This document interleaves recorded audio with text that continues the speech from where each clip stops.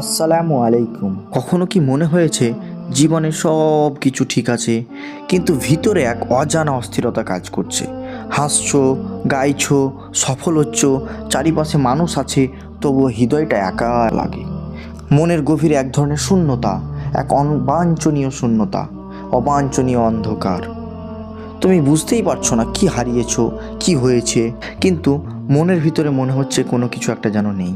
এই অনুভূতিটা তখনই শুরু হয় যখন মানুষ আল্লাহর স্মরণ থেকে দূরে সরে যায়। আর এই বিষয়ে আল্লাহ সুবহানাহু ওয়া তাআলা সূরা যুকরুপের ৩৬ নম্বর আয়াতে বলেন, যে ব্যক্তি দয়াময় আল্লাহর স্মরণ থেকে মুখ ফিরিয়ে নেয়, আমি তার জন্য এক শয়তান নিয়োজিত করি, অতঃপর সেই শয়তান হয় তার সঙ্গী।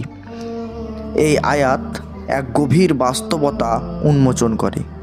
মানুষ যখন জিকির, নামাজ, কোরআন এই সব থেকে নিজেকে সরিয়ে ফেলে, তখন তার আত্মা এক শূন্যতার মধ্যে পড়ে যায়। আর সেই শূন্যতা পূরণ করে শয়তান। শয়তান তখন তার সবচেয়ে ঘনিষ্ঠ সঙ্গী হয়ে যায়। তার চিন্তা, তার সিদ্ধান্ত, এমনকি তার আনন্দ পর্যন্ত প্রভাবিত করে। সে ভুলকেও সঠিক মনে করে, হারামকে সুন্দর মনে হয়, আর সেভাবে আমি তো ঠিকই আছি। এটাই শয়তানের সবচেয়ে বড় প্রতারণা।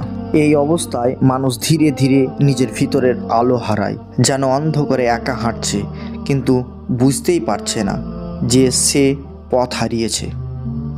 আর এই আয়াত শুধু সতর্কতা নয়, এটি পথ দেখানো একটি আয়াত।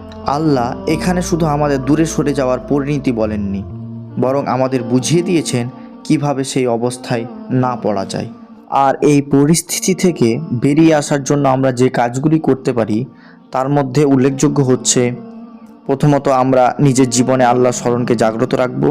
এই জাগ্রত রাখার জন্য আমরা দিনে 5 ওয়াক্ত নামাজ, অল্প হলেও কিছু জিকির, এবং প্রতিদিন কয়েক মিনিট কোরআন তেলাওয়াত না জানলেও মোবাইলে লাগিয়ে কানের কাছে ধরে কিছু শুনবেন। আর এই ছোট ছোট কাজগুলি তোমাকে সেই অন্ধকার থেকে রক্ষা করবে। আর দ্বিতীয়ত, নিজের চারপাশে এমন মানুষ রাখো যারা তোমাকে আল্লাহর দিকে টানে, দূরে ঠেলে দেয় না। যেমন ভালো বন্ধুত্ব নূর বাড়ায়, তেমনি খারাপ বন্ধুত্ব শয়তানের জন্য দরজা খুলে দেয়।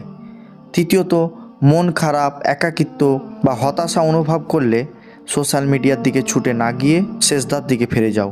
সেই সেজদাই তোমার শান্তির প্রথম দরজা। আর শেষে আমি এটাই বলবো যে আল্লাহর স্মরণই হলো সেই আলো যা অন্ধকারকে দূর করে। যে আল্লাহকে ভুলে যায়, শয়তান তাকে সঙ্গী করে নেয়, কিন্তু যে আল্লাহর স্মরণে ফিরে আসে তার সঙ্গী হয়ে যান আল্লাহ নিজেই। তাই কখনো আল্লাহর নামকে ভুলে যেও না, কারণ আল্লাহর স্মরণেই আছে অন্তরের প্রশান্তি।